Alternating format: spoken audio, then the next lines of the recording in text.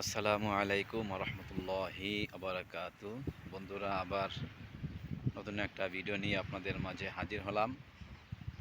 আশা করি আপনারা সবাই আল্লাহর রহমতে ভালোই আছেন।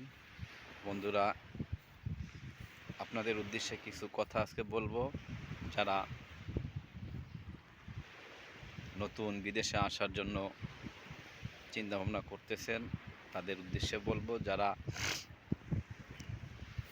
বিদেশের মাটিতে আসতে চাইতেছেন, আসেন।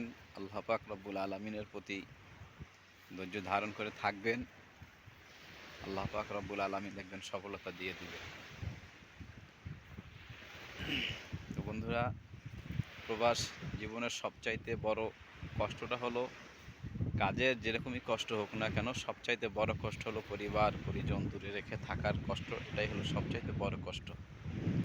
তারপরও পৃথিবীর বিভিন্ন দেশের প্রবাসী ভাইরা প্রবাস জীবন কাটাইতেছে একটু ভালো থাকার জন্য।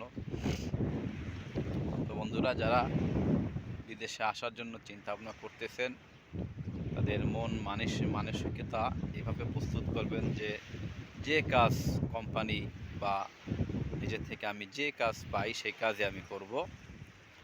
সেই কাজটাকে নিজের করে আপন করে নিতে হয় এবং কাজের ভিতরে এনজয় করতে হয়, আনন্দ করতে হয়। কাজ যেরকম হোক না কেন, কাজ কখনো ছোট করে দেখতে হয় না। তো আজকে এই পর্যন্তই। আশা সবাই ভালো থাকবেন। আসসালামু আলাইকুম রহমতুল্লাহি ওয়া বারাকাতুহু।